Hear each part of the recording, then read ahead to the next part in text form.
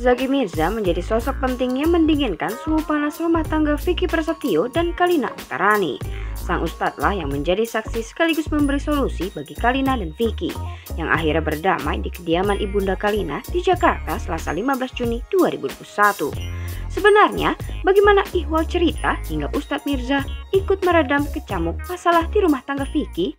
Pertemuan dengan Bang Vicky alhamdulillah, jadi kronologisnya emang beberapa hari yang lalu beliau WA ke saya, Ustadz ada waktu kapan nih mau ngobrol sama Ustadz, sama istri saya juga nih lagi ada masalah dikit katanya gitu. Ayo bang, boleh di mana kita kongko aja gitu kan. Sekalian aja di rumah mertua aneh karena istri lagi di rumah orang tuanya. Oh ya udah. Terus tadi siang janjian, alhamdulillah cukup lama diskusi dan musyawarah kita dari jam 1 siang habis zuhur sampai hampir jam 5, jadi kurang lebih 4 jam pertemuan yang cukup ya panjang durasinya ya, karena ada beberapa argumentasi yang cukup alot. Terus ya Bang Vicky bercerita ke saya panjang lebar, terus istrinya juga cerita, kemudian juga mertuanya Bang Vicky yang lagi sakit juga cerita. Terus ada salah seorang teman mertuanya Bang Vicky juga hadir ikut memberikan masukan. Artinya memang panjang lebar kita diskusi dan alhamdulillah membuahkan hasil. Jadi mudah-mudahan ya kita doakan yang terbaik buat mereka berdua. Perbincangan selama 4 jam tidak sia-sia, alhamdulillah. Bahkan ya beberapa hari ke depan kita mau bikin satu pertemuan lagi insya Allah, karena terakhir tadi sebelum finishing, sebelum kita ngambil kesimpulan dari apa yang kita bicarain, saya bilang ke mereka berdua termasuk di depan mertuanya Bang Vicky, ya kalau memang buat lebih detail mending dicatat aja gitu. Kayaknya kan perbincangan panjang ini satu masalah belum selesai kita udah bahas yang lain terus begitu.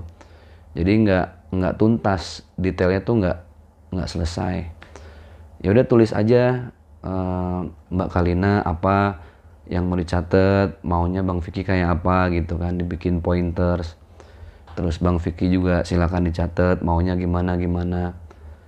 Udah masing-masing coba muhasabah diri, benahin ibadah, perbanyak sedekah lillahi ta'ala, sambil nyatet tuh kemauan masing-masing untuk pasangan apa aja.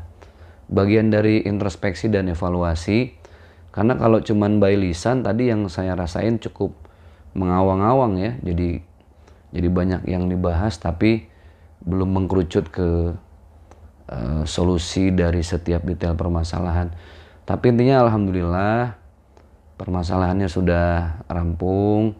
Bang Vicky udah minta maaf juga, istrinya juga sudah minta maaf, sudah saling memaafkan lah. Disaksikan saya juga sama ibu mertua Bang Vicky, ada kerabat juga tadi hadir. Jadi alhamdulillah ya kita doakan mudah-mudahan bisa hidup satu atap lagi, karena sekarang memang banyak hal-hal kecil yang harus dibenahin dulu gitu loh. Jangan sampai nanti udah satu atap tapi masih banyak benalu yang belum disingkirin. Ini singkirin dulu masalah-masalah yang kecil, nanti kalau udah satu atap insya Allah. Karena bagaimanapun kan yang dicari itu litaskunu ilaiha, supaya merasa tentram ya. Ada mawaddah, ada rahmah, ada cinta, kasih sayang. Itu kurang lebih hasil pertemuan tadi dengan Bang Vicky, istri, ibu mertua beliau, dan ada salah seorang kerabat. Jadi kita tadi berlima alhamdulillah.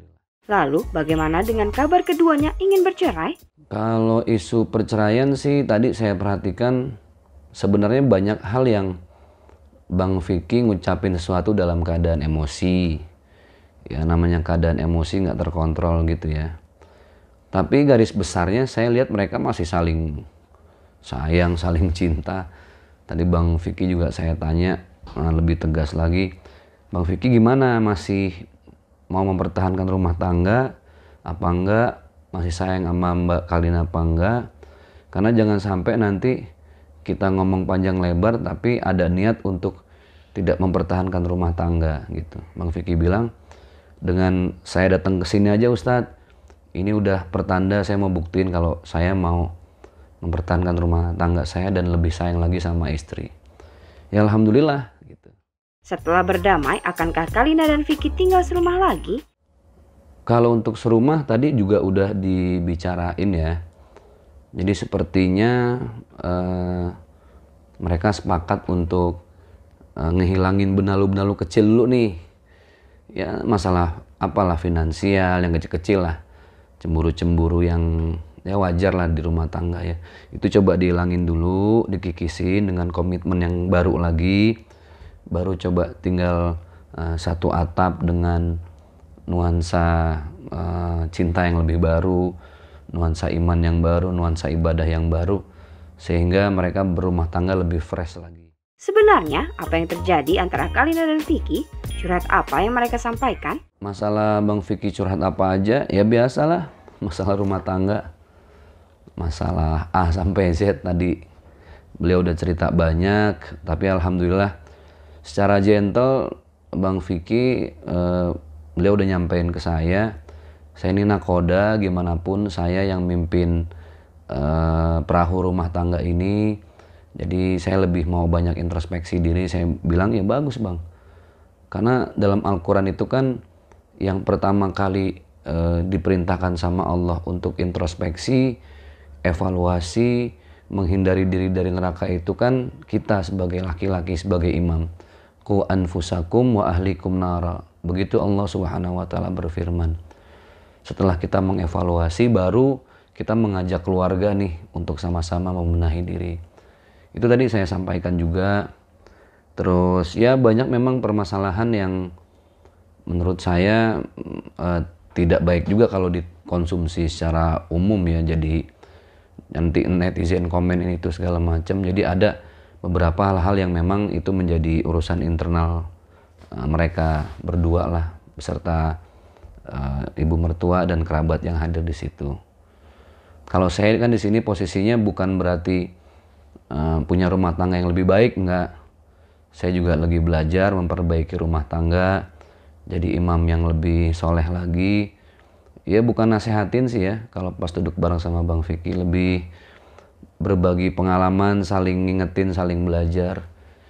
Intinya curhatan Bang Vicky ya masalah rumah tangga biasa. Tapi saya pesen cooling down, jangan saling ego, jangan saling emosi. Pandang mertua Bang Vicky yang memang lagi perlu banget perhatian khusus ya. Dari anak dan mantu gitu, dari cucu-cucu. Jadi ya lebih banyak membenahi diri sendiri, mengoreksi ibadah, lebih banyak sedekah. Di ujung percakapan, Ustadz Mirza pun membagi petua tentang arti sakral berumah tangga. Betul, keberadaan rumah tangga bisa dirasakan nikmatnya di dunia, sehingga menjadi pasangan sampai di akhirat nanti. Jadi jangan sampai pernikahan yang sakral, sebuah ibadah yang tanggung jawabnya berat di mata Allah, dijadikan main-main hanya untuk sekedar melampiaskan nafsu belaka. Nauzubillah min dzalik.